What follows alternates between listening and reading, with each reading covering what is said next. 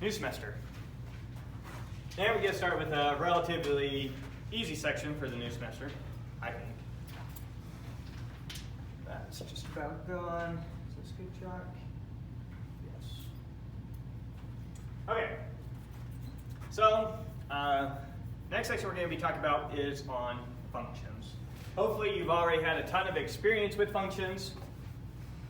Before we jump into functions, let's do a quick recap on a relation. We remember what a relation is?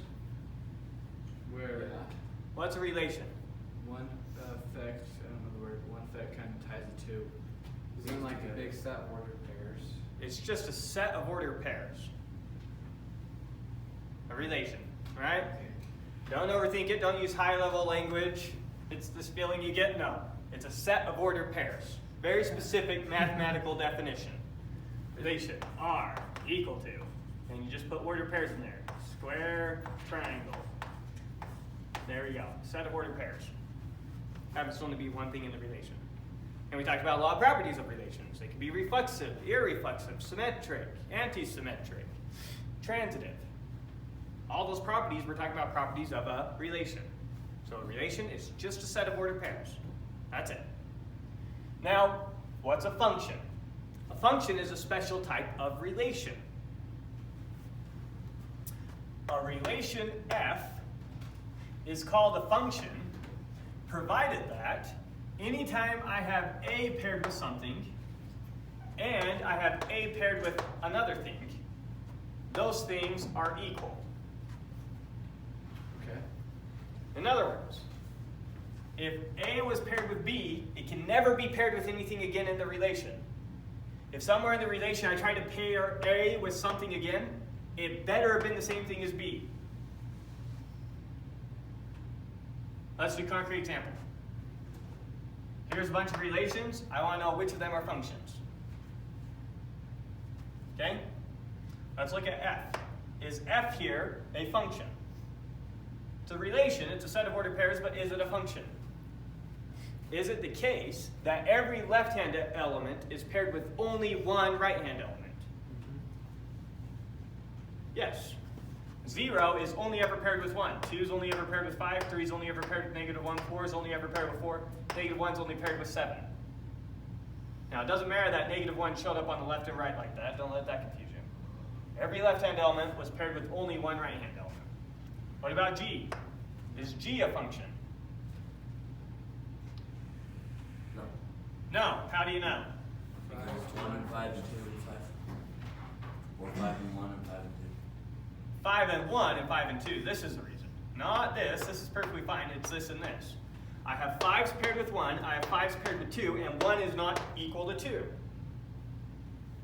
Anytime I have A paired with something and A paired with another thing, those things better be equal. Anytime I have 5 paired with something, when 5 comes up again, it better be paired with 1 again. Otherwise, it's not a function. Perfect. Next one, H. Is H a function? Yeah. It is? Yeah. It's a function.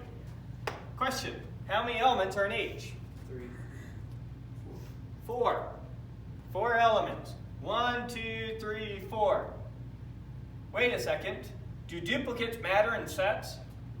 No. Is this duplicating this? So how many elements are in the set? 3. Because if I erase this, we didn't change anything. Perfect. Okay, so that's what a function is. Now, just to tie it into the algebra that you know and love, you're used to graphing functions. You're used to graphing functions, and you were told to use something called the vertical line test. How does the vertical line test work?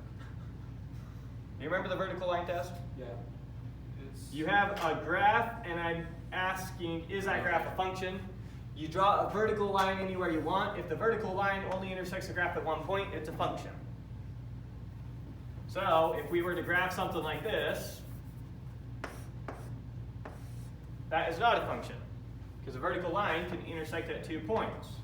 Or in other words, for one input, we think about the x's as our inputs, the y's as our output. For one input, we had 2 possible outputs. Same thing. So Vertical line test is just a pictorial way of talking about this exact same thing. Okay. Make sense? Okay, notation. Let's go back to notation with our relations. So if I had some relation R, and inside R I had the ordered pair 1, 2, and then maybe we had some other things in R, who cares? Then I could have said that the ordered pair 1, 2 is in R. That's one thing I could have said, right? And we also had some other notation. We would have said 1 is related to 2. Sometimes we put relations in the middle like that. Well, with functions, we have a similar special type of notation. So if I know that the ordered pair AB is in the function f, the way that we can write that is the thing paired with A in f is B, or f of A is equal to B. The thing paired with A in f is B. It's not a thing paired with B is A. You can't do that. If we put the order here, if instead it was BA is in there, this is no longer true. Yeah. I can't say that. So A, B, the right-hand element of A is B. The right-hand element paired with A is B. Everyone think about it. F of A is equal to B. And no doubt you've seen this type of function notation all over the place. So let's try one. Let's say that our function f is right here. What's f of 1? There isn't one. I meant, what's f of 0? 1. 1. What's f of 3? Negative 1. Negative 1. What's f of negative 1? 7. 7. What's f of 2? 5. 5. The thing paired with 2 is 5. Let's try g now. What's g of 1? 5. 5. What's g of 2? 5. 5. What's g of 3? 4. 4. What's g of 5? 1 and 2. 1 and 2. So which is it? 12. Doesn't make sense. So we can't use this notation when it's not a function. Notice g is not a function, it's just a relation. This is notation we only use for functions. So it makes sense to use this notation for h, it makes sense to use it for f, it does not make sense to use it for g since g is not a function. It's just a relation. Okay. Now, sometimes we have infinite functions, and we want an easier way to talk about these infinite functions. So let's look at this function. Dot, dot, dot, we have negative 2 goes to 4, negative 1 goes to 1, 0 goes to 0, 1 goes to 1, 2 goes to 4, 3 goes to 9, 4 goes to 16, 5 goes to 25, etc. You see the pattern? Yeah. The right-hand element is always the left-hand element times itself. Negative 2 times itself is 4. Negative 1 times negative 1, 1. 0 times 0, 0. 1 times 1, 1. 2 times 2, 4. 3 times 3, 9. You see the pattern? Yeah. So we want to talk about this function, this infinite function. And we want concise notation to talk about these things, these functions, when they have these nice patterns to them. There's a nice way of constructing them. Now we can use our set builder notation for that if we want. We can say f is equal to the set of all ordered pairs, x, y, where x and y are integers, and y is equal to x squared. Here's one way that we could write out that infinite relation. Right? Now, the only thing that you really need to know to come up with this relation was this piece right here. And so, we have this functional notation then. We could also write this as the integer function f of x is equal to x squared. The thing always paired with the thing on the right-hand side of x is always x squared. That's the pattern you follow. So, f of 2 is 4. 4. 2 squared is 4, or if you came back up here and you looked at our thing, what's paired with 2? 4 is. Same thing. So this is a very concise way to talk about this infinite set right here. And that's what functions were doing all through school when you were using functions. Every time you saw functions like this, they were really a way of talking about an infinite function. Shorthand for it. Make sense? Trying to tie into stuff that you already know. Okay. Now some definitions of words that you probably already know. The domain of a function. You've heard about the domain of a function? X. Yes. What's the domain of the function?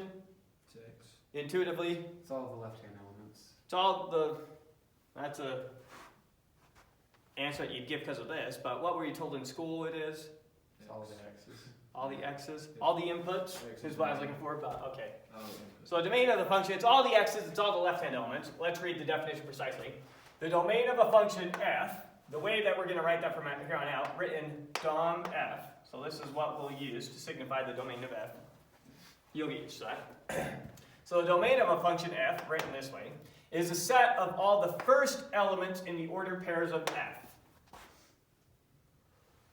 Similarly, you're used to saying range of a function. We won't say range, we'll say image. That's what all higher level math books use. I don't understand why lower level math books use range instead of image. Everyone else uses image. Image is the one that's used far more often. We're going to use image. The image of a function f, written im f, is a set of all the second elements in the ordered pairs of f. So let's write a couple out just to make sure you're getting this. Looking back at these concrete examples over here, here's f and here's g. What's the domain of the function f? 0, 0, 2, 3, 3, 4, 4, negative 1. So, yep, 0, 2, 3, 4, negative 1. It's just a set of all the left-hand elements, all the first elements in the ordered pairs. What's the image of the function? 1, 5, negative 1, 4, 7. 1, 5, negative 1, 4, 7. The image. Oh, of f. The image of f. Yeah. Yes. So here's the domain of f, here's the image of f. That's all the domain and the image are. Now, give you a more concise definition for what these things are. Here's a wonderfully concise definition. What's the domain of a function f is defined to be the set of all a's such that there exists a b paired with that a in f. And the image of f is a set of all b's such that there exists an a paired with that thing b in f. So in other words, it's a set of all left-hand elements, and the image is a set of all Couldn't there be right-hand elements. multiple A's paired to the B? Sure, but if anything's paired to that b, if there exists any a paired to that b, then it's in the image. Maybe there's 100 a's paired to that b, doesn't matter. If there's at least one, it shows up in the image. So over here, we had, on f, did we have two things going to the same thing? No, it's H No, that was h. and G. So h, notice the domain of h is what? So the domain is 1, 3, 2. Yeah, the domain of h is just 1, 3, and 2. What's the image of h? 2, 3. Just 2 and 3. So the domain has 3 elements and the image only has 2 elements. Nothing wrong with that. Make sense? Okay.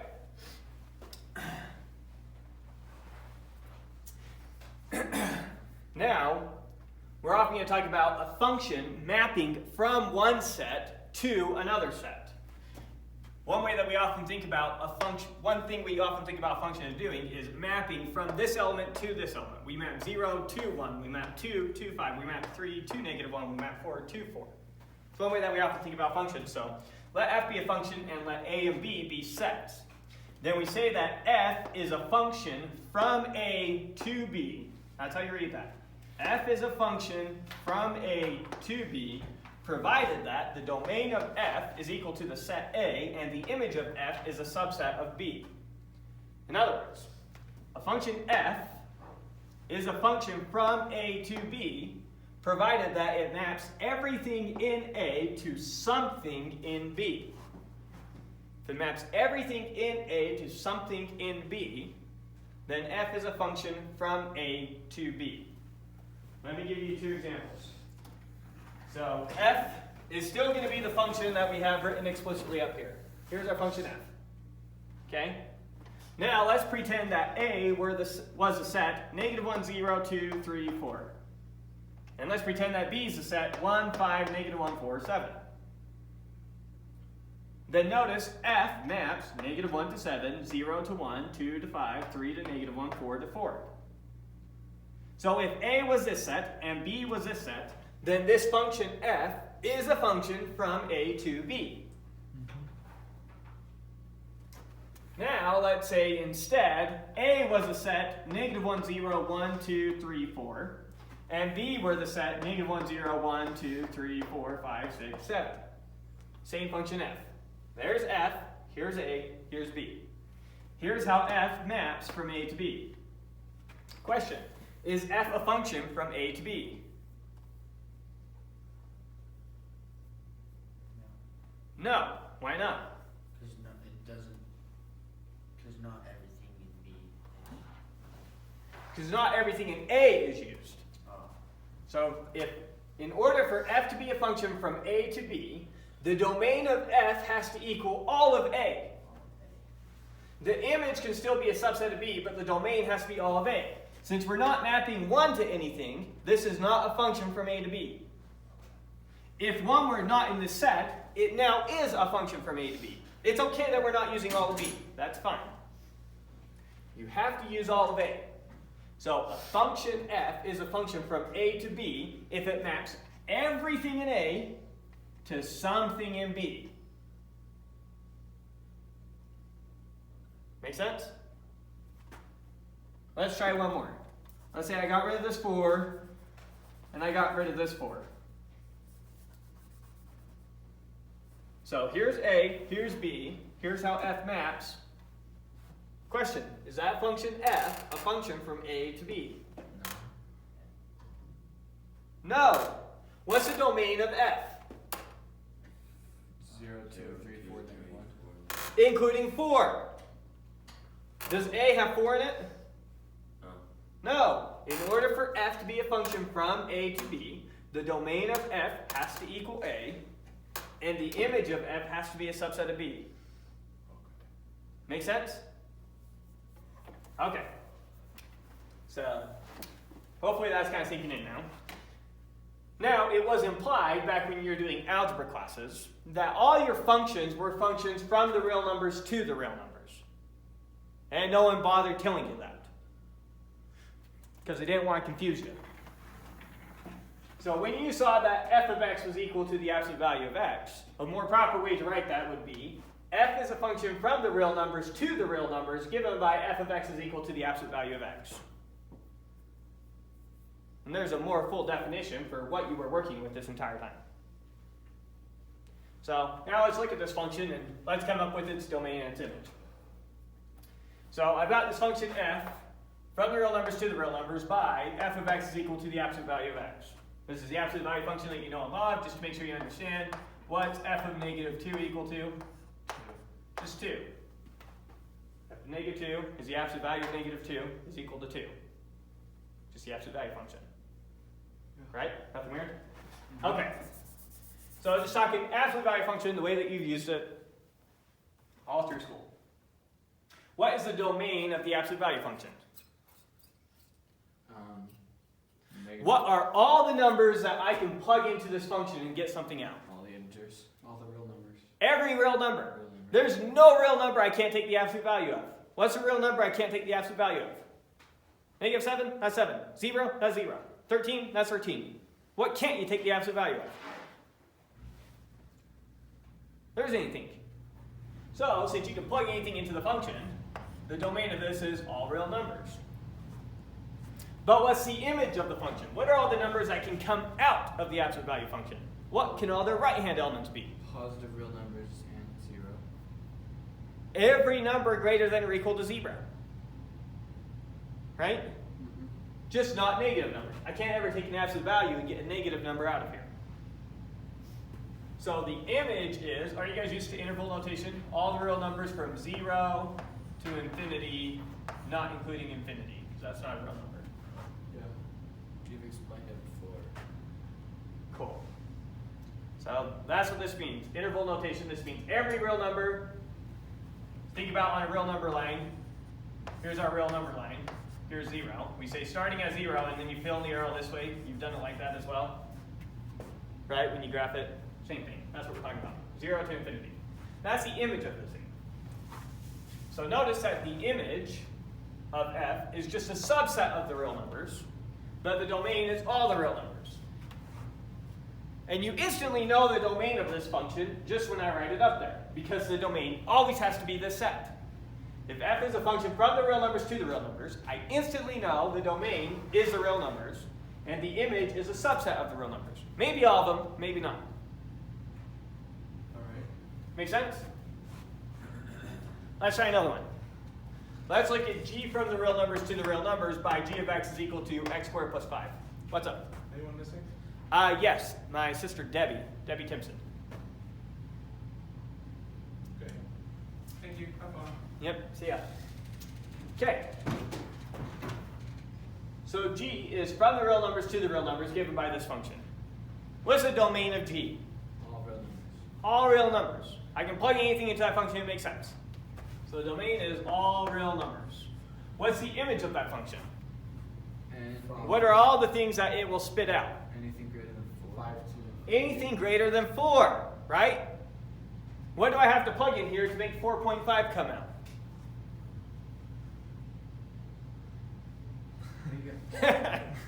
Try again. Anything. Oh yeah. 5 or more. Look, here's a different way to think about it. Just try plugging in some numbers. Plug in -2, what do we get? 4, 9. 9.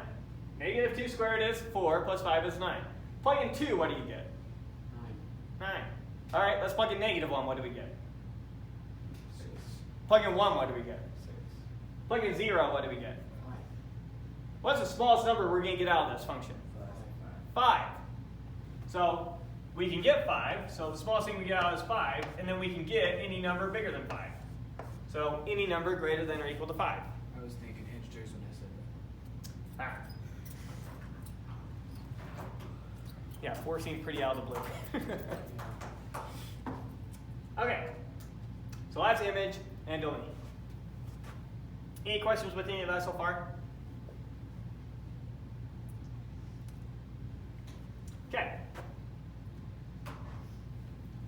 Now let's look at how many functions we can create from a set to a set. So let's say that A is equal to the set A, B, C, D, E, and that B is equal to the set 1, 2, 3, 4, 5, 6. How many possible functions can I make? How many functions f can I make from A to B? How many possible functions can I make from A to B? How many possible ways can I map all the elements of A into B?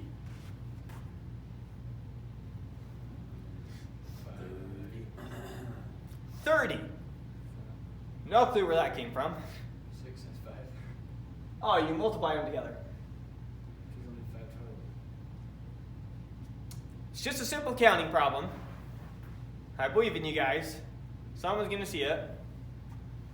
So if a function is from A to B, the function has to look something like this. It has to map A to something. It has to map B to something. It has to map C to something. It has to map D to something, and it has to map E to something, right? That's the only way that can be a function from A to B. If it's a function from A to B, it has to map everything in A to something in B. I could go and just put 6's in all those places. That's one valid function. So 5 to the 6. 5 to the 6 or 6 to the 5? I always get mixed up in that order. Isn't 6 Now- on the top, 5 on the bottom? No. Just think it through rather than trying to memorize. They can be the same. How many ways? So I've got A here. How many ways can I possibly fill this in? How many things can I pair A with? 6. 6 things. I can pair it with 1, or with 2, or with 3, or with 4, or with 5, or with 6. Since it's a function from A to B, my only options for my right-hand elements are the elements of B. Yeah. So there's only 6 possible things I can put there. Similarly, how many things can I put there? 6. How many can I put there? 6. How many there? 6. How many there? 6. All right. So how many 6's are there? There's 5 6's. So 6 times 6 times 6 times 6, 5 times is Okay. 6 to the 5. Right? Now, if I got real tricky with you, and I said, well, instead of 1, 2, 3, 4, 5, 6 here, I'm instead going to put triangle, big dot, circle, square, rectangle. Now how many are there? Same amount. 5, 2. Oh, sorry. Oh, oops, I meant to draw 6 shapes. Yeah. And we'll put a star there. Okay. So now it's 6 shapes instead of the numbers 1 through 6. Now how many are there? 5 to the trapezoid. 5 to the trapezoid. Still 6 to the 5. Doesn't change anything. Doesn't matter what I call the elements in here. All that matters is how many elements are in there. Right? Good. So now let's do it in general. If our set A here has size, if the size of our set A is, we'll call it little a, and the size of this set B is, we'll call it little b, how many functions can I create that map all of A into B? How many functions can I create from A to B? B to the A? Or A to the B? You said A. B to the power of A, right? Yeah. The answer is B to the power of A. Oh. For each of our A options, for everything in A, we have B things to pair it with. Flip it. You said A to the B, so I thought. Did I say it It's backwards? the same notation. So let's prove this now really quick with quick proof, but hopefully you've got the intuition for the proof now. All right, here. If A and B are set such that the size of A is little a and the size of B is little b, then there are B to the A functions from A to B. That's what we're proving. All right, so let's get started. Let A and B be sets where the size of big A is little a and the size of B is little b. Now we're going to relabel the elements of A to be 1, 2, 3, dot, dot, dot, all the way up to A, and we're going to relabel the elements in B to be 1, 2, 3, dot, dot, dot, all the way up to B. They're still the same amount of elements, we just relabeled them. That's what I did here when I switched those out for shapes instead of numbers. It's just a relabeling. So I'm just relabeling the elements as numbers rather than whatever was in A before, because we don't know what was in A before. It was just a set with maybe 10 elements in there. So I'm going to relabel all those elements as just 1, 2, 3, 4, 5, 6, 7, 8, 9, 10. Doesn't change anything. You with me there? Okay. Observe that any function f from A to B has to be of the form 1 goes to something, 2 goes to something, 3 goes to something, dot, dot, dot, little a goes to something. We have to map everything in A to something in B. So our function would have to be of this form. Okay. Notice, really quick, how many ordered pairs are in this function? Oops, sorry. How many ordered pairs are in this function? There's A of them. There's 1, 2, 3, 4, 5, dot, dot, dot, all the way up to A. If A were 10, there'd be 10 of them. If A were 97, there'd be 97 of them. Okay. Now, observe that for each of the A ordered pairs, there are B ways to finish it. There's B ways we can finish the ordered pair. We have B options for what goes here. Yeah. And B options for what goes here. So B options for this, B options for this, B options for this, dot, dot, dot, B options for this. So if we have B options for each ordered pair, and there's A ordered pairs, we have B times B times B times B, A times ways to finish this ordered pair, or in other words, B to the A ways to finish it. Does that make sense? Yeah. Any questions on that? All right, on to the next thing. Why is that important? Why is what? Why would you ever want to know how many possible functions you can make? To look smart.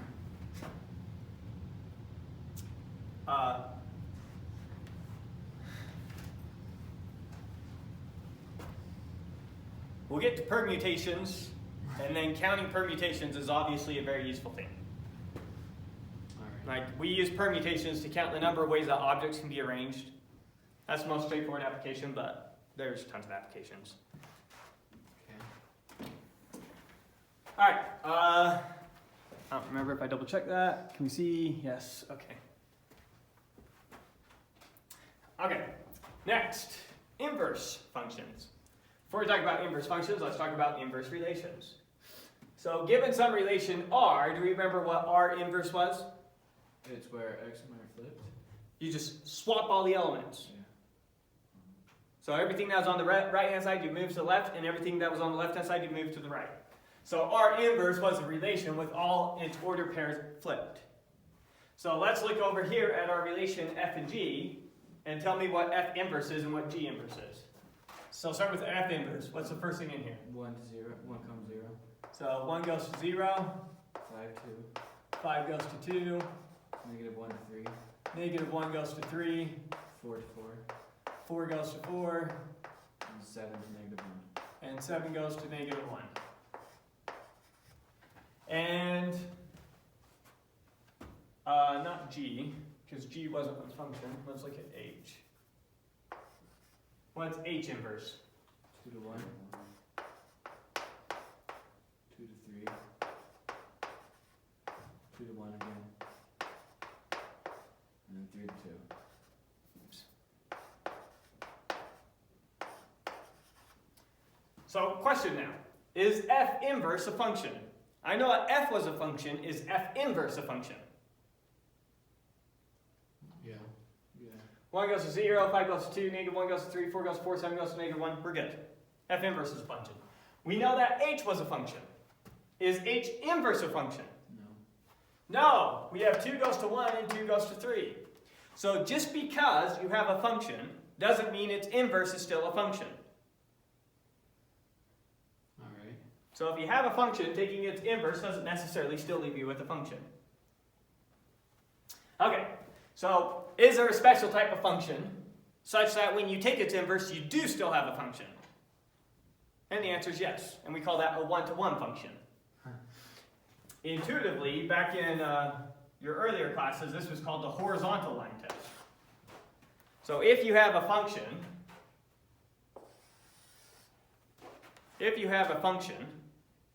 so a function means it passes the vertical line test. Any vertical line you draw through it only intersects at one point. It's a one-to-one function if any horizontal line you draw through it only intersects at one point. So that function I have drawn there is a one-to-one function. What's an example of not a one-to-one function? H. Well, the simple one is just a hyperbola. Yeah. This is not a one-to-one function. It is a function. Any vertical line will only intersect at one point. Did you say hyperbola? Parabola. Okay.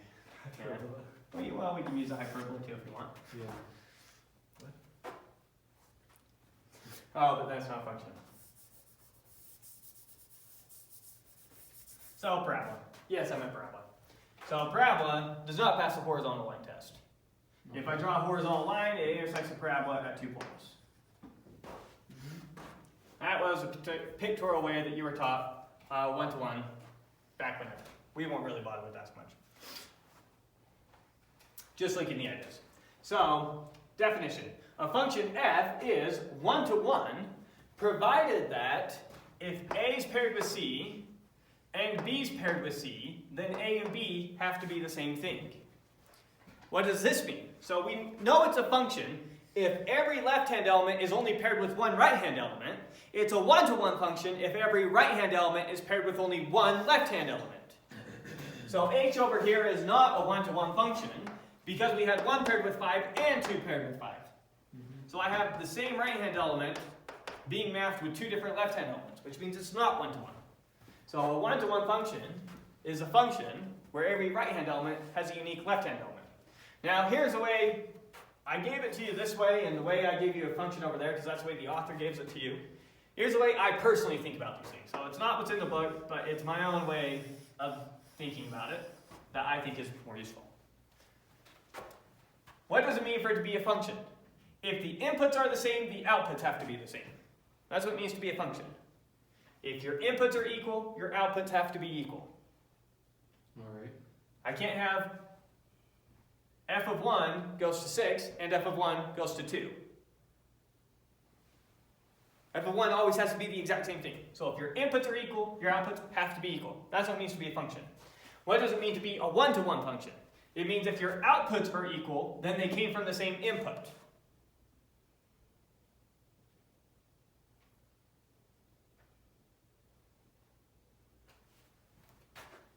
This is not a one-to-one function. Let's show you that really quick. So if this were the function f of x is equal to x squared, notice that what is f of negative 2 equal to? 4. 4. Negative 2 squared is 4. Or if you came on your picture here, go over negative 2, then you'd go up 4. Right? So negative 2 goes to 4, and what's f of 2 equal to? 4. Is 2 equal to negative 2? No. No. If it were one-to-one, the same output would imply the same input. Here we have the same output. We do not have the same input. Here, f of 2 is equal to f of negative 2, but it is not the case that 2 is equal to negative 2. That is not true. So it's not one-to-one. But x is not equal to y. Right. So I'm saying this is not true. You with me? So it's an example of not one-to-one. So yeah, what's an example of? We'll do lots of examples of one-to-one. Yep. I just wanted to give you a concrete example of not one-to-one really quick. That hopefully you had seen earlier before health odds click. We'll prove a bunch of things are one-to-one, but in general, every line you have, mx plus b, is one-to-one. And we'll show how exactly to prove these things, because that's what you're going to be doing as most of your homework for this chapter. You're going to be proving that functions are one-to-one or that they're on 2, which will be another property we talk about next. If it's a horizontal line, it's not one-to-one, right? If it's a horizontal line, It's not one-to-one,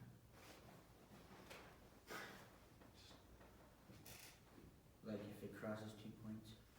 It'll cross every Horizontal point. line. if you map every single input to the exact same output, it's like as far from one-to-one as you can get a function. A horizontal line? Just draw one line and then draw a line through that. It's definitely not one-to-one. You won't be able Right. to see that. I'm saying it's as far from one-to-one as you can possibly get a function. It is the least one-to-one function there is. Okay. Alright. Anyways. Proofs. So first off, yeah, let's show this. If f is a one-to-one function, let's just read exactly how that is. A function f is a one-to-one function if and only if its inverse is also a function. So this is one way you can check if a function is one-to-one. Look at its inverse. If its inverse is also a function, then the function is one-to-one. Yep. That's one way to do it. So we'll prove that really quick, and then we'll move on to more concrete examples over there. So, proving that a function f is one-to-one, if and only if its inverse is also a function. So let's go the forward direction first. I'm going to show that if f is a one-to-one function, then its inverse is f inverse is also a function. That's what I'm going to prove. So let f be a one-to-one. Here's how we do one-to-one from here on out. No one ever bothers actually spelling out 1, 2, 1, and you just do 1 dash 1 for one-to-one. Okay. So let f be a one-to-one function, and let x and y be 2 elements in the domain of f. 2 inputs to f. X and y are in the domain. So x and y are mapped to something.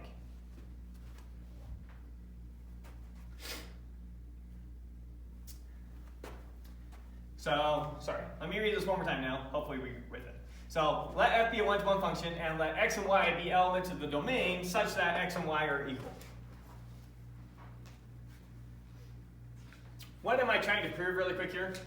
I'm trying to prove that f inverse is a function, right?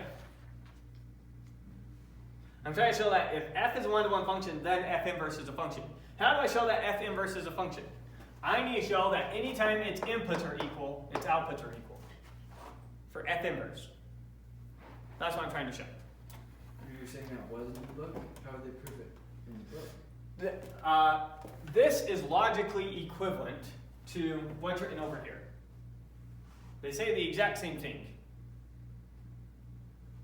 I personally think that this is easier to consume. But they say the exact same thing. No different. So they're in the book. They're proving by that first definition. Probably. I don't know what they're doing in the book. I just want to prove this, so I prove it. Okay. Yeah, I try not to look at the author's proof if I can help it, simply so that you see my proof, you see the author's proof, maybe one of those clicks for you better, And so after you read the textbook, you should be fairly well off with the section. Anyways, so let f be a one-to-one function, let x and y be two things in its domain such that x and y are equal to each other. Now, since f is a function, I know f is a function, we said let f be a function. Not only is it a function, it's a one-to-one function. But since f is a function, then I know that f of x is equal to f of y. Since f is a function, anytime its inputs are equal, its outputs are equal. So f of x is equal to f of y. You with me? Since f is one-to-one. Now, what's f inverse of f of x?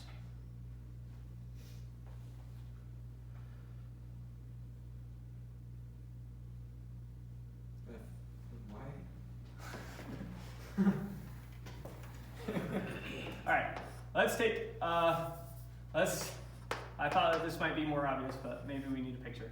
Let's say that f has the order pair in it AB. You with me? So then f inverse has in it the ordered pair BA. Right?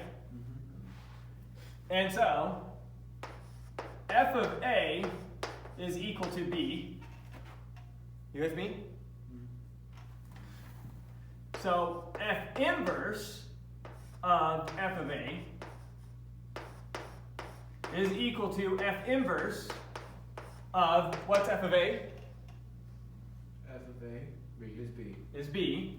And what's f inverse of B? F inverse of B is A. What's the right hand element of B in f inverse? It's just A. Right? So look, when you run it through f and then you run it through f inverse, you say, give me the right hand element of the left hand element, then you say, give me the left hand element of the right hand element. And you're back to the first element you started with. Yeah. Should be B. So the inverse undoes the function. Right? Sorry. Probably shouldn't assume that that would be as obvious. Shouldn't have assumed that that would be really obvious. I thought it would be. My bad. Anyways, so f inverse of f of x is just X. x. And f inverse of f of y is just Y. y. So I know that f of x is an input to f inverse. I know that f of y is an input to f inverse. I knew that those inputs were equal, so this is an input and this is an input. The inputs were equal, and I just really showed that with the inputs being equal, the outputs were equal. So I just really showed for f inverse, when its inputs were equal, its outputs were equal. Therefore, f inverse is a function. Just barely showed if you plug in the same thing for f inverse, the same thing comes out. You follow that? Kind of weird because the input we plugged in was f of x instead of just x, but Yeah. should be fine. So f inverse of some input, who cares what the input is? F inverse of some input is equal to f inverse of some input, where those two inputs were the same. Same inputs implied same outputs, therefore it's a function, therefore f inverse is a function. That's how we prove that one. All right. Now let's prove the other direction. We're going to try and prove it this way. I'm going to show that if f is a function such that its inverse is also a function, You show the inverse function then f is one-to-one. So if f is a special type of function such that if you swap all its elements, it's still a function, then f is a one-to-one function. That's what we're proving. So let f be a function such that f inverse is also a function. I'm going to prove that f is one-to-one. How do I prove that f is one-to-one? I need to show that if its outputs are equal, then its inputs are equal. So next, let x and y be elements in the domain of f such that they give the same output. Right? Let x and y be any two elements such that they give the same output. I'm going to prove now that x and y are equal. If they gave the same output, then they must have been the exact same thing. So, how am I going to prove that? Well, so I know f of x is equal to f of y, and I also know that f inverse is a function. Since f inverse is a function, then if I give it the same input, it spits out the same output. So if I run f inverse on f of x, that will be the same thing as running f inverse on f of y, since f of x and f of y are equal, and I know that f inverse is a function. So whatever comes out of this has to be equal to whatever comes out of this. But what comes out of this? What is f inverse of f of x? X. Just x. And what is f inverse of f of y? Y. Just y.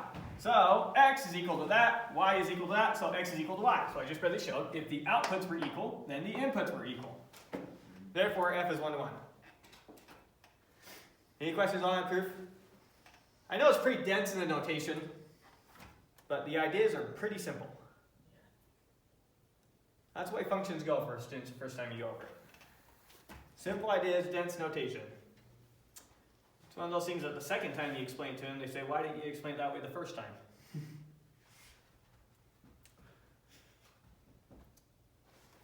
Think you're good? Yeah. All right. Last property we're going to talk about function having is being on 2.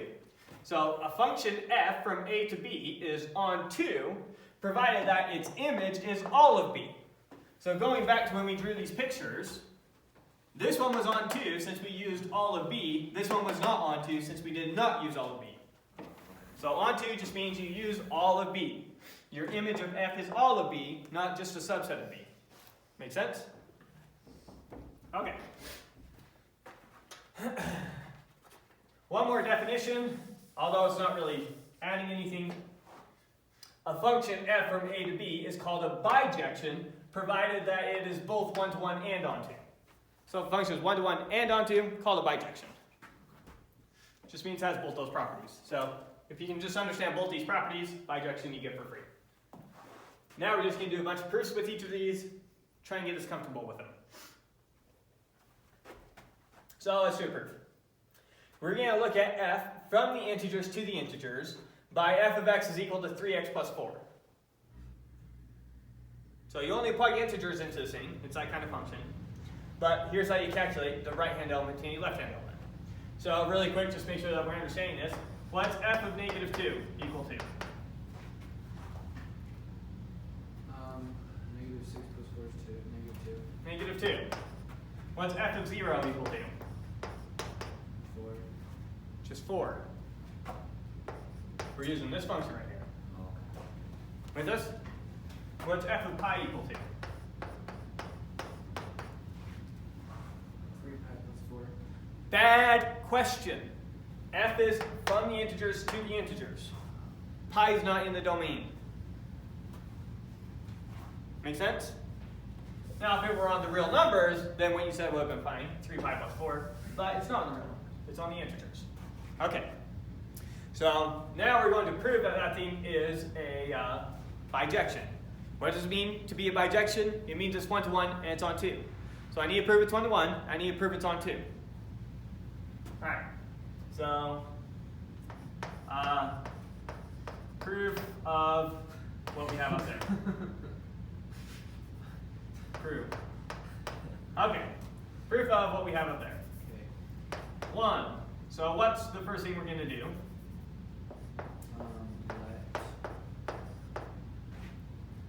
Let f be a function from z to z by f of x is equal to 3x plus 4. Okay, 2. What should we do first? 1 to 1 or on 2? 1 to 1. 1 to 1. How am I going to prove that this function is 1 to 1? I need to show that if you give it the same input, it gives you the same output. But when do you need to prove that if you give the same Sorry, output? other way. This one. I need to prove that if the outputs are equal, then the inputs are equal.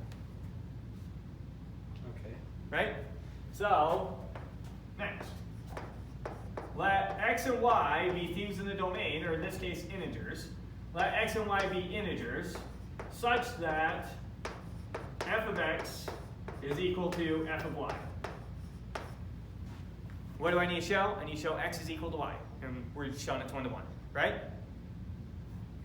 So let x and y be integers such that f of x is equal to f of y. Well, if f of x is equal to f of y, what does that mean? What do I get when I plug x into our function? 3x plus 4. 3x plus 4. What is f of x? 3x plus 4. What do I get when I plug y into our function? 3y plus 3y plus 4. F of y is just 3y plus 4. So I know 3x plus 4 is equal to 3y plus 4. You with me? Then you can say x equals y. And then subtract 4 from both sides and divide both sides by 3. So I'll subtract 4 from both sides. That gives us that 3x is equal to 3y. Now divide by 3 gives us x is equal to y, which gives us 1 to 1. That's how we know it's 1 to 1. So I showed that the outputs were equal, then the inputs are equal. All right, now it's showing it's on 2. Alright. How do I prove that this function is on 2? I need to prove that its image is every integer. I need to show that it is possible to get any integer to come out of this. So for example, let's really quick prove that 4 is in the image. How would I prove that's possible for 4 to come out of this? With 0. Plug in 0 for x. I say, look, when I plug in 0 for x, I get 4. Therefore, 4 is one of my right-hand elements, because it was possible to get 4, right? Okay. So I need to show that for any integer, it's possible to get that integer. Okay. All right. What are you putting against 3? Yeah, this is not one-to-one on the integers. Or this is not bijection on the integers. Yeah, it doesn't look like it. Well, no, we're short. I think I meant to do rationals. You know what the rationals are? Just all the fractions. Decimals. Huh? Decimals. Not quite. Let's make sure that we understand this. Is pi a rational? No. No. Pi is not a rational number. Okay. It's irrational. Is 7/2 a rational number? Yeah. Yes, it can be written as a function. Is 1.12 a rational number? Yeah. That's a fraction. It's still rational. It can be expressed as a fraction. It's rational if it can be expressed as a fraction. How do we express this as a fraction? 112 over 100. Oh, yeah. Easy, right? What about 13.87 repeating forever? 13.8787878787. I don't know. There might be. Is that a rational number? Maybe. Yes. If there's a repeating pattern, then it's a rational number. Yeah, okay. Have you not seen how that's rational before? Let's do it really quick. Let's say that x is equal to 13.8787878787. With me? Okay. What's 100x equal to? 13.1387. 1387.87 repeating forever, right? Just shift the decimal place over to. With me? Now subtract x from both sides. So I'm going to minus x over here, and I'm going to minus 13.87 repeating over here. Oh, Over here, 100x minus x leaves me 99. 99x is equal to, over here, notice the decimals cancel out, 87 minus 13 is 1374. 74. Everyone agree with that? Yeah. And so x is equal to 1374 over 99. If you plug that in on your calculator, you'll get 13.878787, dot, dot, dot. Okay, so that's what we mean by a rational number. It can be expressed as a fraction. That's what rational is. Okay, and pi is not rational, square root of 2 is not rational. Probably seen proofs for square root of 2 not being rational. Anyways, we'll switch this to rationals. Okay. That is for sure bijection. Alright, so far, let x and y, the only difference here would be let x and y be rationals, doesn't change anything, and switch these to rationals, doesn't change anything. With me? Yeah. Alright, now I need to show that this thing is on 2. I need to show that for any rational number you choose, I could find some input that would give me the rational number that you chose. Right? Okay. So 3. Next, we're going to say let y be any rational number. I need to come up with an x that outputs that y. Why not x? We can do x if you want. Output y. Let x be any rational number. I need to find an input that would give us that x. We already used x, y. Would it be right to use another x? Would that work? If we're reestablishing what they are, then it's like you're resetting the variable. So I said let x, y here. We established something. Now I'm saying let something else. I think you're more used to seeing it as y. Y isn't the output, right? Y is the output, yes. Yeah, so it's going to be the output. I need to come up with the input that gives me that output. It is something else, trust me. All right, let x in q, comma. So x is any number you choose. I don't know how to say this without just saying it. Let me just write it and then we'll walk through the logic of it.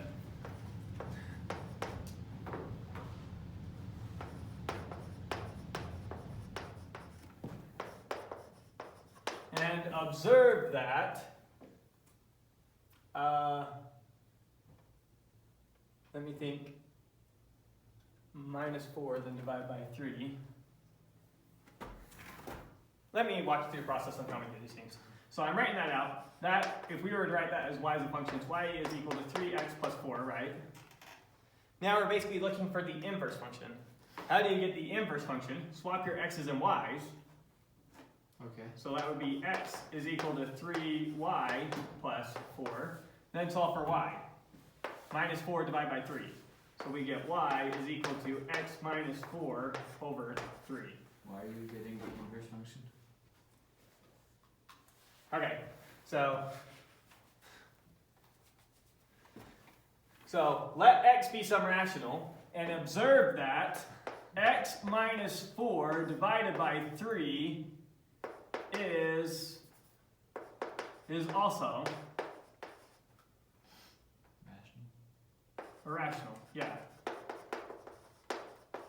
Where did I get this? Right here, inverse. That's how I came up with that. Okay, so observe that that's irrational. Or in other words, x minus 4 divided by 3 is in the domain. Because the domain's all rationals. Alright. 4. Now let's look at what is f of x minus 4 over 3 equal to. So we're going to plug it into this. Okay. So I'm plugging this in for x. So it's going to be 3 of these, x minus 4 over 3, plus 4. See how I'm just plugging it in? And the 3's will cancel out. The 3 cancels out with the 3, leaving me an x minus 4. X minus 4 plus 4 is equal to X, yeah. x. Everyone see that? Is that all 3 times 3 leaves me just, that cancels out with that, leaving me x minus 4, then plus 4 leaves me just x. That was every time because you used an inverse. Yeah, because I found the inverse. And what is f of f inverse of x? Just X. Just x. That's why I found the inverse.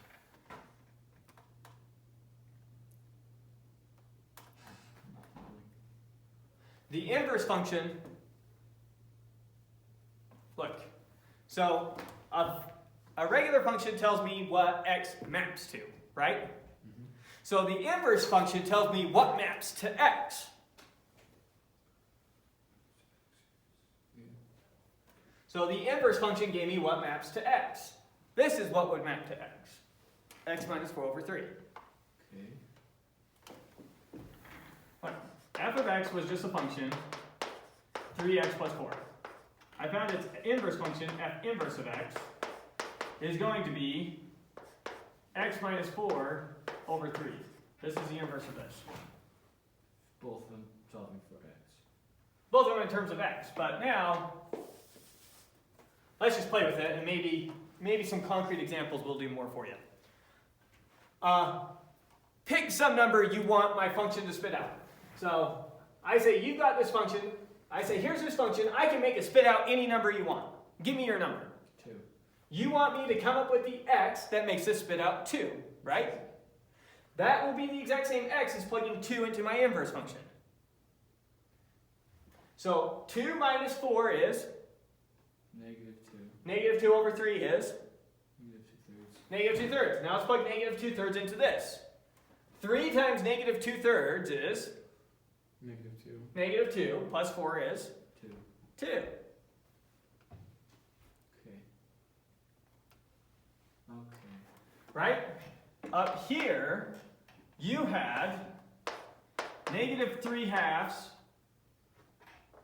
Was it negative 3/2? Negative 2/3. Negative 2/3 comma 2 were in this function here. So in this function down here, 2 comma negative 2/3 was in this function down here. Now I didn't know up here what was paired with 2. I didn't know what this was. Yeah, okay. But I knew whatever was paired with 2 up here is what 2 pairs with down here. So I plugged 2 into this, found out that pairs to negative 2/3. Since this is just a flip of this, negative 2/3 is what goes here. Alright. Make sense? Oh, we're trying to solve for the... I'm trying to figure out, you tell me any output you want me to come up with, and I'll give you the input to plug in that will give you that output. So you're trying... I forgot, you're trying to say that every image is a rational number. Right, I'm showing that for any rational number you choose, It's the image. I can make this function spit it out. So it's in the image. So every rational number is in the image. So every rational number is in the image. Oh, we're trying to correct you. Right. So you pick let x be any rational number.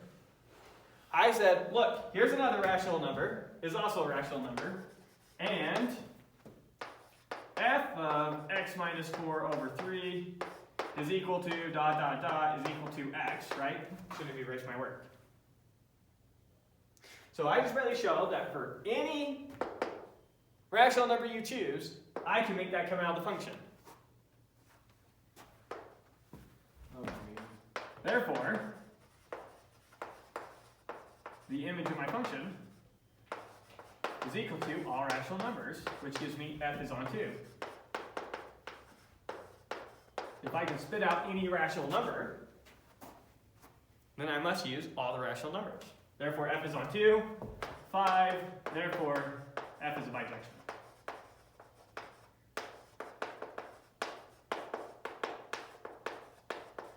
Since it's both 1-to-1 and on 2. Right? Okay. Alright, let's try another one. Let's prove that this next function f is not 1-to-1. How do we show that a function is not 1-to-1? Where the outputs equal and the inputs don't equal. Just a counterexample. Or a counterexample. I say no prime number is even. How would you prove me wrong? 2. 2. I say this number is 1-to-1. How would you prove me wrong? Come up with a counterexample. 2. So we're going to prove that this function is not 1-to-1. How do we prove it's not 1-to-1? We need to find two numbers whose outputs are equal, but whose inputs are not equal. So 2 and negative 2. 2 and negative 2. So how will we do that? Observe f of 2 is equal to f of negative 2, but 2 is not equal to negative 2, which gives me not 1-to-1. So we're done. Make sense? Just simple counterexample. Alright, let's try one more bijection to get a feel for these things. Let A be the set of all evens and B be the set of all odds. I'm going to prove that the function f from A to B by f of x is equal to x plus 1 is a bijection. Okay. Right? Okay. First off, how am I going to prove that it's 1-to-1?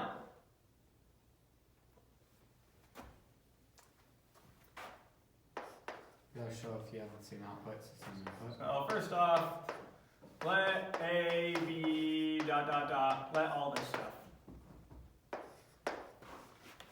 Alright, 2. So we're proving that's 1 to 1. How do we show a function's 1 to 1? If the outputs are the same, show that the inputs are the same. So 2. Let x and y be elements of A, elements in our domain, such that f of x is equal to f of y. Right? I'm going to show that implies x is equal to y. Well, if f of x is equal to f of y, what is f of x? X plus 1. X plus 1 is equal to, what is f of y? Y plus 1. Y plus 1. Minus 1 plus 1. Subtract 1 from both sides, which gives me x is equal to y, which gives me 1 to 1. Okay, there's 1 to 1. Now how do we prove on 2? I need to show that for any odd you choose, I can find the even that maps to that odd. So 3. Let y, or x, I don't care what we use. What do you want? Any letter. P. Let p be any odd number. So, do you have to go from B to A? Or could you also go from A to B to prove on 2? To prove a function is on 2, you need to prove that the image is all of B. Oh. I didn't see F to A to B. Yeah, f is a function from A to B. So we need to prove that our function uses all B. So let p be any odd number.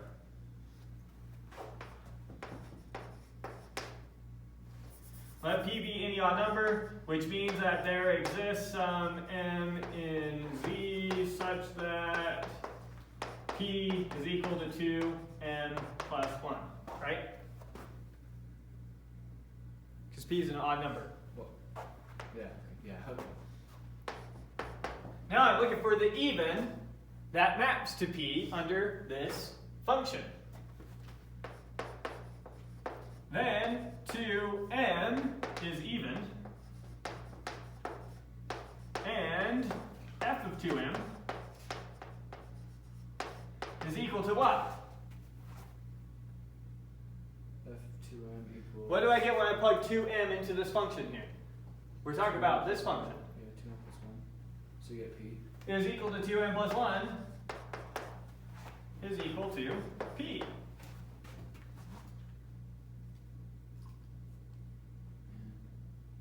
So it's on 2.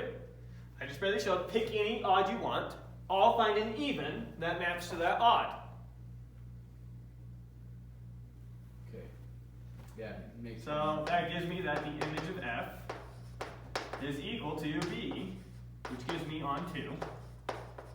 Therefore, it's a bijection. Let's do a concrete example really quick. Give me any random odd number. 7. 7's an odd. So we said if p was equal to 7, then how do we know that p is odd? Because p can be expressed as 2 6 2 times 3 plus 1. That's how we know it's odd.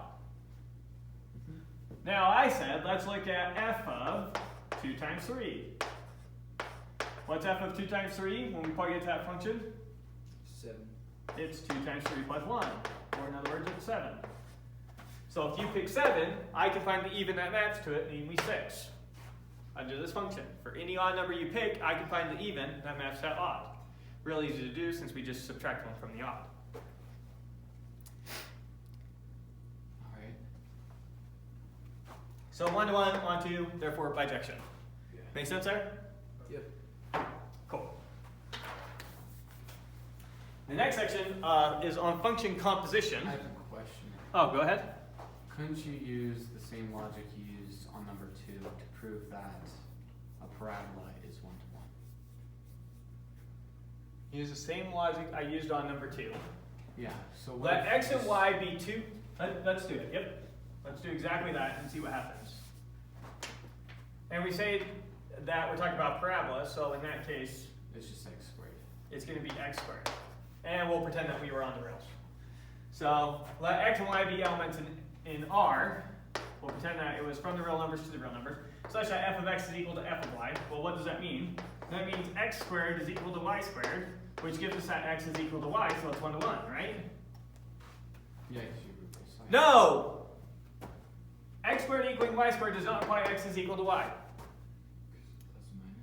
You cannot take the square root of both sides. That is not a valid operation to do. You can take plus or minus the square root of both sides. Yeah. And so then you'll know that plus or minus x is equal to plus or minus y. So that's a shorthand for writing one of 4 equations is true. We're saying this is true, or this is true, or this is true, or this is true. So parabola can be true? No. No, no, no. What are the 4 are true then? We did not know that Means there's a chance x and y could be the same. it's a or of a bunch of equations. Is this is true, or this is true, or this is true, or this is true. Oh, no, it's false for sure. You could have picked points where it happened to work, but you could also pick points where it doesn't work. 2 and negative 2 being the example. 2 squared is equal to negative 2 squared, but 2 is definitely not equal to negative 2. That is not a valid leap in logic. Oh, yeah. Right? So no, it doesn't work. And you'll have to break algebra to try and prove it the same way. Good point. Yeah. If you put in 2 for both x and y, that would be 1 to 1, right? Even though- No, it's not. Can you find an example that works? Is it always the case? Is it always the case that when the outputs are equal, then the inputs are equal? But that means If you limit your parabola to just a right-hand half, oh, yeah.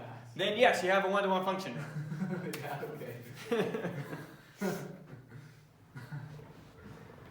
All right. Further.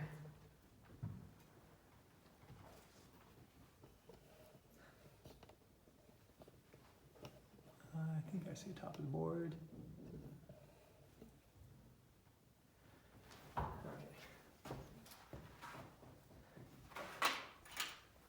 All right.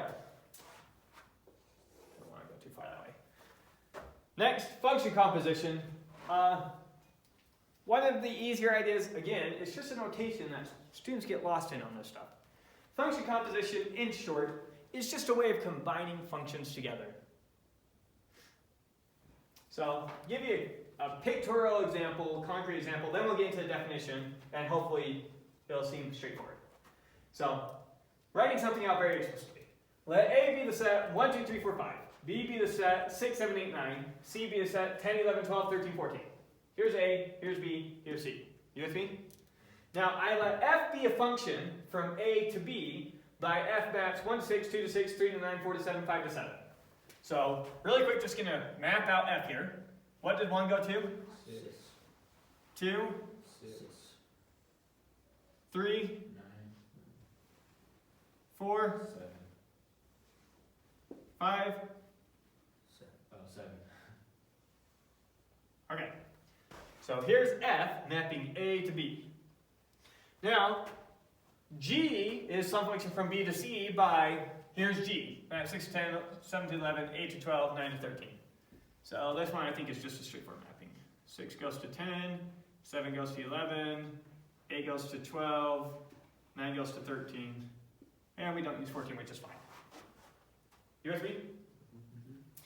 So, F maps us from here to here, G maps us from here to here. Function composition is just saying, let's do all the mappings in one go. Let's map straight from here all the way through to here. That's all function composition is. So instead of mapping 1 to 6 to 10, let's just map instead 1 straight over to 10. And instead of mapping 2 to 6 to 10, let's just map 2 straight over to 10. And instead of mapping 3 to 9 to 13, let's map 3 straight over to 13. And instead of 4 to 7 to 11, we'll map 4 to 11. And instead of 5 to 7 to 11, we'll map 5 over to 11. That's what function composition does. Combines the two functions in one go. So this was our function F, this was our function G. The function now in red is G composed with F. Some people read that as G after F. We do the function F first, and then we do G. Function composition, one of the reasons it always confuses people is because function composition happens right to left. You do the function F, then G. G composed with f. We do f, then G. So just looking at our picture here, so you know what the function f was, you know what the function g was. Let's look at the function g composed with f. What is that function? What does it map 1 to? It maps 1 to 10. What does it map 2 to? 10, 3, 11. 4. 3, 13. 3 is 13. 3 is 13. Sorry. 4 is 11. And 4 and 5 are both 11. So there is the function g composed with f. Okay. Now you don't have to draw out this picture each time. If you want g composed with f, notice what is the domain of g composed with f? What's the domain of it? 1, 2, 3, 4, 5. 1, 2, 3, 4, 5. It has the same domain as which function? F. Has the same domain as f. It starts in the same place f started. Make sense? Yeah.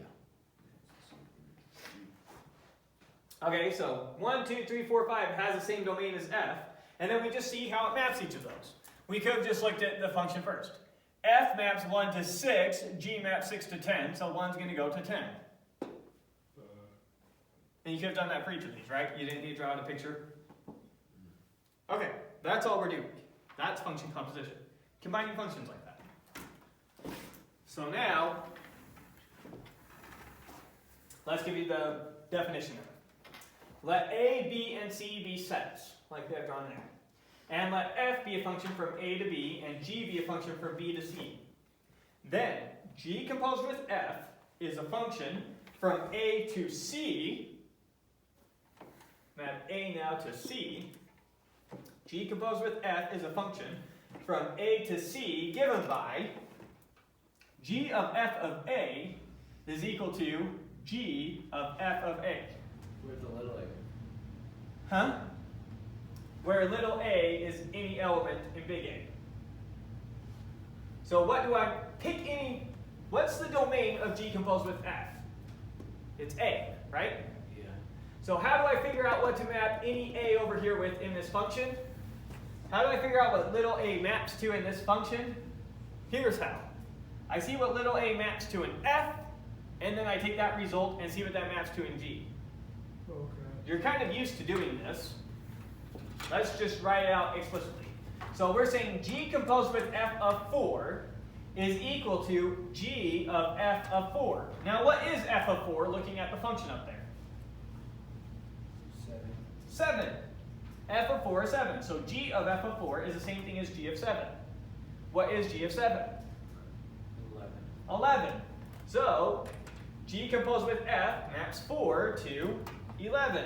It pairs 4 with 11. Okay. Seems weird notation. Just remember, that's just a long name for a function.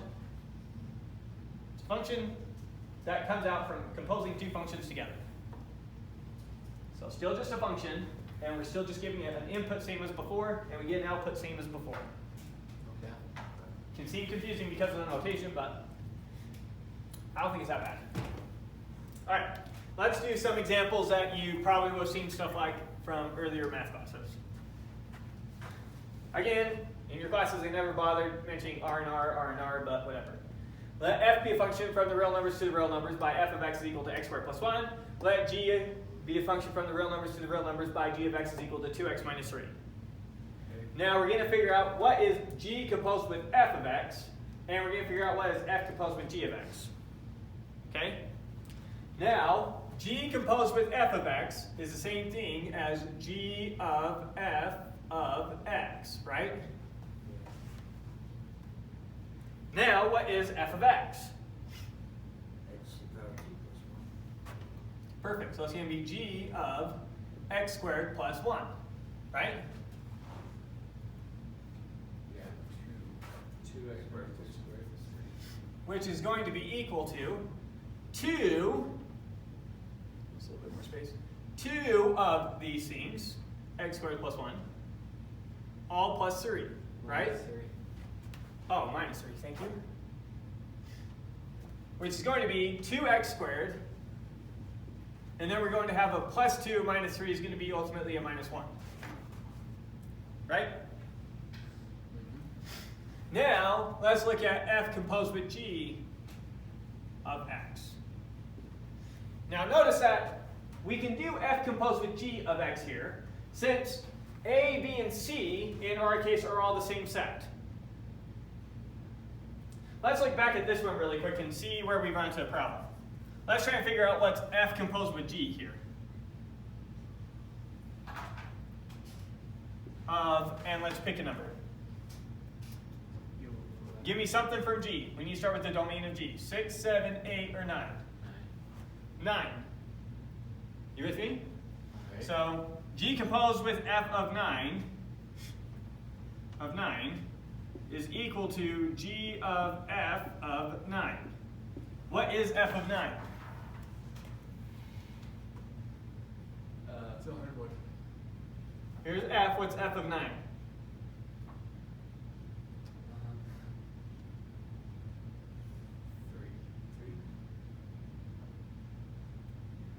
No! There's not one. There isn't one! Definitely. You can't ask what's f of 9. What are you trying to do when you do g composed with f? You're trying to map this into here using g, that works, and then mapping this into here using f? That doesn't make any sense. F doesn't know how to map from this set. It only knows how to map from this set. Right? Now, if it just so happened that a, b, and c were the same thing, so if that were all real numbers, oops, and that were all real numbers, and that were all real numbers, now we could do it. Because now f would know how to take things out of here and map them. I still don't get it. Okay. Why? Do you see why this case was broken? I know it's broken.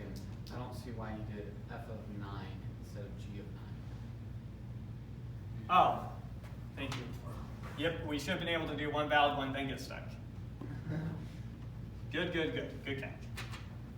Thank you. That's equal to f of g of 9. G of 9 we should be able to do, and then we'll get stuck next. Sorry. What's g of 9? 13. 13. And now what's f of 13? 5. Doesn't make sense. Right, because f can't map elements of here into anywhere, so that's not its domain. Over here, we can do it in any order we want because all three of these sets are identical. Okay, so you can't always, just because g composed with f makes sense, doesn't necessarily mean f composed with g makes sense. In this case, it's going to happen to work. All right, so that was g composed with f. Now let's look at f composed with g. F composed with g of x is going to be f of g of x, right? Which is going to be f of, what is g of x? 2x minus 3. 2x minus 3, which is going to be equal to, what's f going to do? We've got to square this thing and then add 1 to 2x it. minus 2 squared. And so that's going to be equal to, when we square out this whole thing, we're going to get 4x squared minus 12x plus 9. That's this all squared. Okay. And then we have the plus 1 from there, which is going to be equal to, now combine like terms, we have 4x squared minus 12x plus 10, right? Yeah. Note, this is very different from this. Yeah. Or another way to say that is function composition is not commutative. It's an operation that's not commutative. Addition is commutative. A plus B is the same thing as B plus A. Yeah. Function composition is not commutative. G composed with F is not the same thing as F composed with G. Make sense? Okay. And then just to hammer the point home, let's look at G composed with F of 2. Which one? Looking at these. So this is the same thing as G of F of 2, which is equal to, plug 2 into this, what do we get? 5. So that's going to be G of 5, which is equal to 7. It ends up with 7. Yeah, 7. Right? Now let's look at this one. F composed with G of X, or of 2, is going to be F of G of 2. What's G of 2 equal to?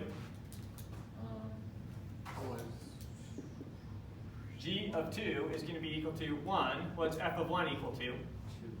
2. So they're very different things. Okay, so not commutative. Now, what about, what's the other property? There's commutative and associative. Is function composition associative? What do you think? Probably not, no. Probably not. Well, let's prove it is. Prove it is. Yes, proof. If A, B, C, and D are set such that f is a function from A to B, g is a function from B to C, and h is a function from C to D, then h composed with g composed with f is equal to h composed with g composed with f. Doesn't matter if you associate those or you associate those, it's the same thing. We're going to prove that those are equal. So, proof. Oh. And this kind of makes sense. If we added one more set here, then we're looking at a function. One maps from here to here, one maps from here to here, one maps from here to here. It doesn't matter if we look at combining these two functions into one first, and then combining it with this one, or if we look at combining these two functions into one first, and then combining it with this one. Would be the same thing. That makes sense? That's essentially what we're proving. Now, when you're trying to prove that two functions are equal, how do we prove two functions are equal? If they have the same outputs for the same inputs. If they have the same outputs for the same inputs is one way. There's one more thing we got to check. They have all the same inputs. If they have all the same inputs, and for every input they give the same output, then the functions are the same. So if two functions have the same domain, or the same inputs, the same domain, and for every element in the domain they map it the same way, then the functions are equal. Okay. If they have all the same left-hand elements, and they pair all their left-hand elements with the same right-hand elements, then two functions are equal. So those are the two things you got to check when you're trying to prove that two functions are equal. Their domains are equal, and then they map the same way. So 1. Let A, B, C, D be sets, comma, and let f be a function from A to B, g be a function from B to C, and h be a function from C to D. Okay, so we got our three functions. 2. Then, the domain of f composed with g composed with h. Remember, the domain of a function composition is just the domain of the first function. So here I'm composing these two functions together. The domain of f composed with this function is just the domain of this function. So it's just the domain of this function, which is g composed with f, or g composed with h. Okay. Oh, did I change the order of my letters? Sorry. I'll switch. Doesn't make sense what I'm doing here. We need h composed with g composed with f. Right? Because we've got to do f first, then g, then h. Because f goes A to B, then g goes B to C, then h goes C to D. Okay, so the domain of that is equal to the domain of g composed with f, which is equal to the domain of just f. And what's the domain of f? A. Just A, by definition. F is a function from A to B, so its domain has to be f. Similarly, the domain of h composed with g, composed with f, is equal to the domain of a function composition is just the domain of the first function you're composing. So in this case, it's just the domain of f, which once again is equal to a. So the two functions have the same domain. Now I need to show how they map the exact same. So 3, therefore the functions have the same domain. Okay,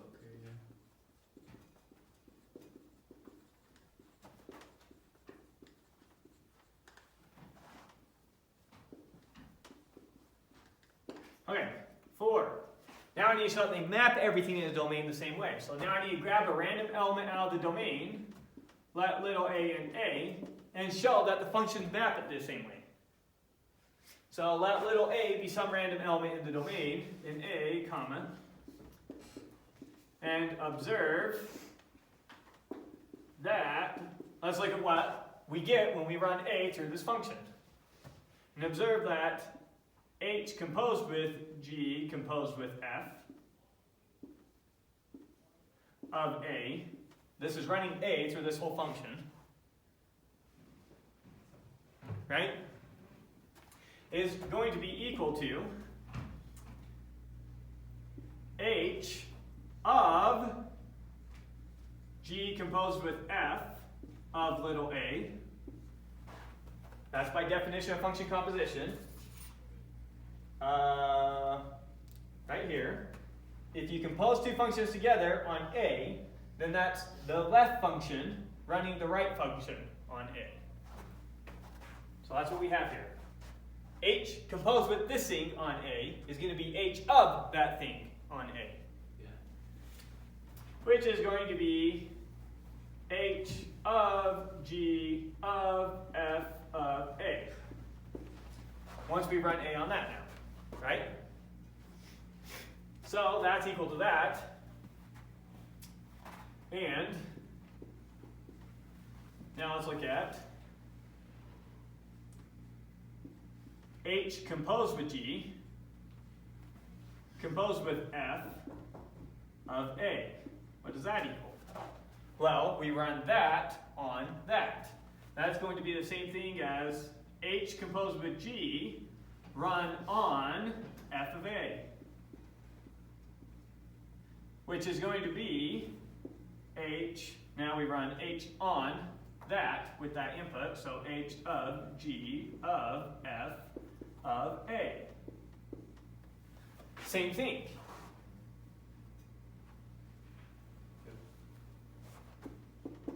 Therefore, those functions are equal. Well, therefore,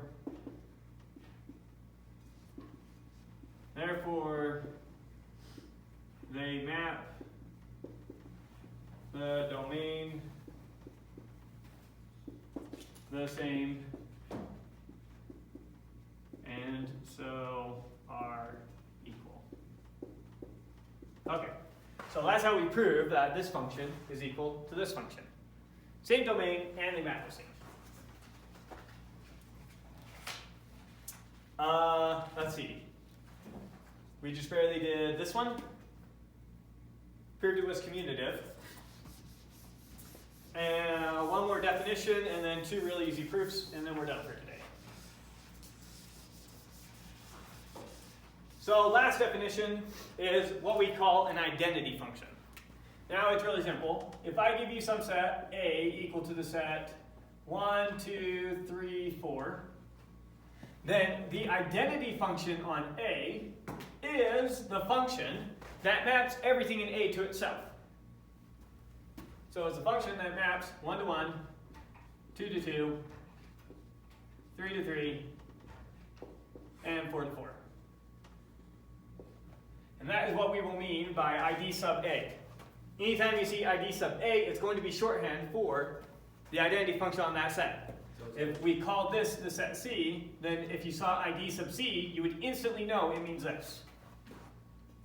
So it's reflexive on this. It's always reflexive. Yes, identity function is always reflexive. It's a function that whenever you have this input, it just spits it right back out. Whenever you give it, just spits it out. Okay, so that's the definition of identity function. Let's get precise in it.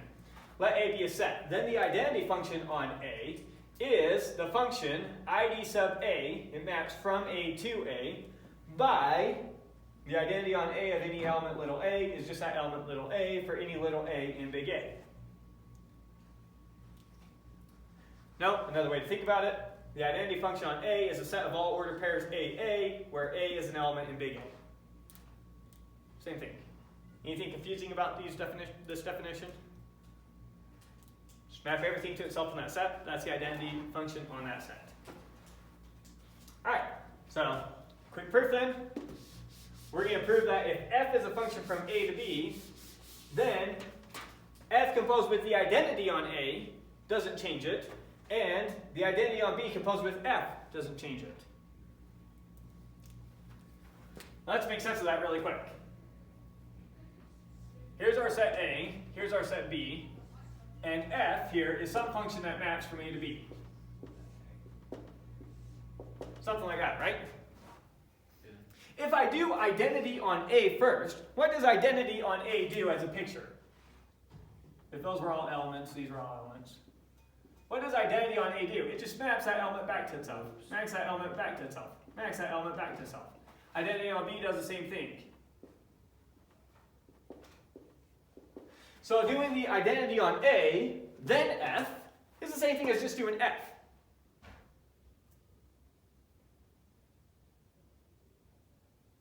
Right? Yeah, okay. If I, instead of going straight from A to B, if I instead go from A to B, using the identity function, if instead of just following this arrow over, I instead loop here, then go over, doesn't change anything.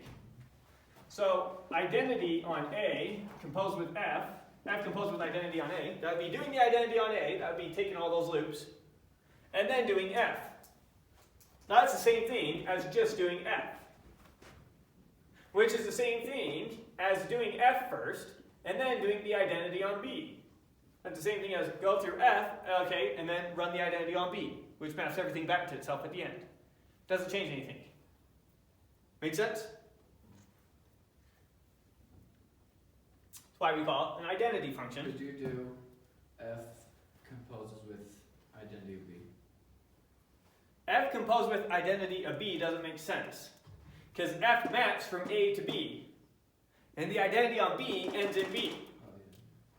So I can't run the identity on B, which would take all these elements, map them back to themselves, and then run them through F, because F doesn't know how to map from B.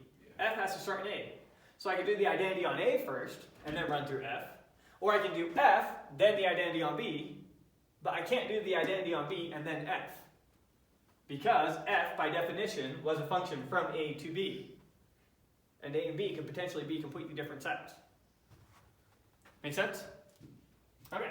And that's why it's called the identity function, because it acts as identity for function composition. The same way that 1 is a multiplicative identity. Anything times 1 just gives you back 1. Any function composed with the identity on its domain just gives you back that thing. Or, if you compose with the identity on its image after running the function, it gives you back the same thing. So now let's prove that. So, proving this. 1. Let f be a function from A to B. 2. Then, first thing we gotta check if we're trying to show, I'm trying to show that this function is equal to this function is equal to this function. How do I show functions are equal? Show they have the same domain, and then show they map each element the same way. So first, check all their domains. So the domain of f, what's that equal to? What's the domain of f? It's a. It's just A. F is a function from A to B, so the domain of f is equal to A. What is the domain of the identity function on A? It's just still just a. Sorry. What is the domain of f composed with the identity on A? It also is a. Well, that's going to be the same thing as the domain. Make sure you follow the logic here. I know you see instantly that's A, but make sure you follow the logic. The domain of a function composition is the same thing as the domain of the first function. Yeah. And then, what's the domain of the identity on A? It's a. It's just A. A is a function that maps A to A, so its domain is just A. Finally, what's the domain of the identity on B composed with F? Still a. Well, that's going to be the same thing as the domain of the first function we do, which is the domain of F, which is equal to A. Therefore, they all have the same domain. Okay, next thing we need to do is check that they map everything the same. So next, let little a be an element in big A. And observe that, let's check how all these different functions map it. So let's run through this function. F of A is just equal to f of A. Can't do anything with that. Okay. On the other hand, f composed with the identity on A, when we run little a on that, what do we get? we get f of the identity on A of A, right? And what is the identity on A of A?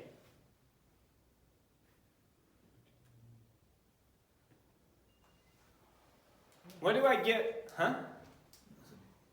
Is it just A? It's just Oh, it little does a. A. Identity function. It just spits out whatever you put in, Yeah. right? So this thing's just little a, so that's just f of little a. Finally, let's look at the identity on B composed with f of A.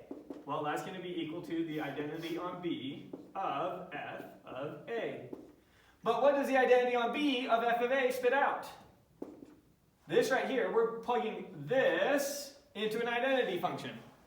An identity function just spits out whatever you gave it. So the identity on B just spits right back out f of A, whatever that is. So they all map the same way. Therefore, all the functions are equal. You're going to have to do a few proofs like this. They're really easy proofs. They are almost for free. It's just hard to remember the logic of what you need to do. So all you need to do is check that their domains are the same, pick something out of the domain, run it through each function, and make sure you get the same thing out. And therefore they map each one the same thing, therefore all these are equal. Okay. Alright, last proof. Proof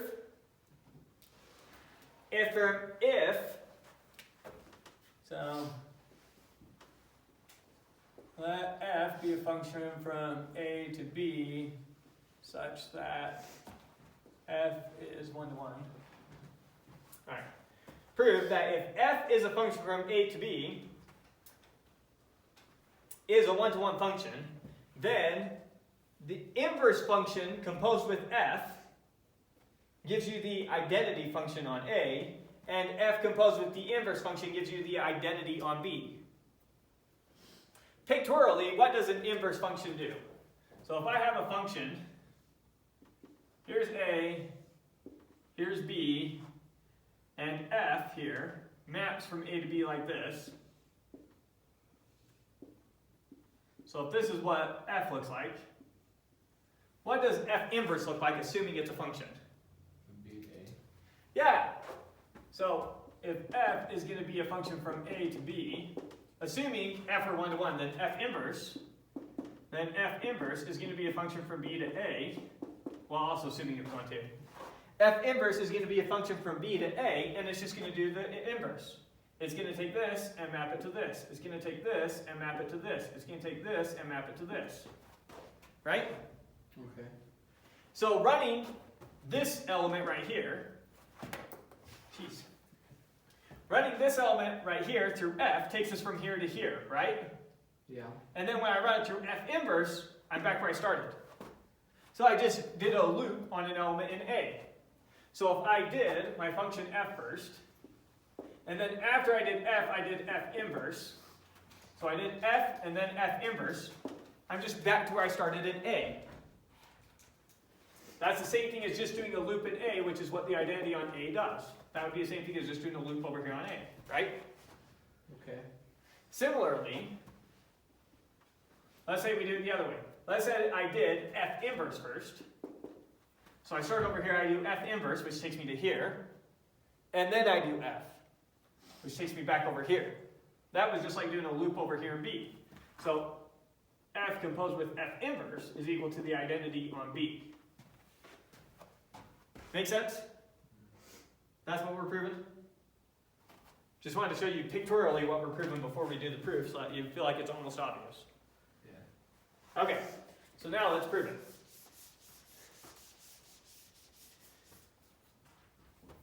Okay, so 1, let f be a function from A to B such that f is 1 to 1. 2, which one should we prove is equal first? Should we prove this is equal to this or this is equal to this? IDA. IDA? Okay. 1, observe that the domain of f inverse composed with f is equal to the domain of f is equal to A is equal to the domain of the identity on A. So they have the same domains. Right? Okay. 3. Let little a in A and observe that F inverse composed with F of little a is equal to F inverse of F of A It's equal to just A. is equal to The functions would cancel. yeah, there's a note here. I'll just say it. I don't want to erase this and write it. I should have said, observe that F inverse is a function since F is 1 to 1. Yeah. Should have said that. Forgot to say that. So this is valid notation. Yeah. Didn't specify F inverse as a function. But we know F inverse is a function since F is 1 to 1. Yeah. And we already proved that earlier. Okay. So then this is equal to just little a is equal to the identity on A of little a. Okay, so they map the same way. 4. Therefore, F inverse composed with F is equal to the identity on A. And now, how would I prove that this is equal to this? Switch all the B's, A's for B's. Identical. Yeah, switch the A's for B's and swap F and F inverses. And it's identical. Doesn't change anything. Good? Yep. Okay, that's it for function and function composition. This is going to be a chapter that we go through really quick. We only have one section next week, Oh wow. I think. And then I guess we'll have the test a week after that, so it'll be dragged out a little bit. I think we'll have time, never mind. So test not next week, but the week after that. Sorry, what? What's after functions? Probabilities. Sweet. Yeah. Have to know what a function is before we can talk about probabilities and probability functions. Any other questions before I stop recording?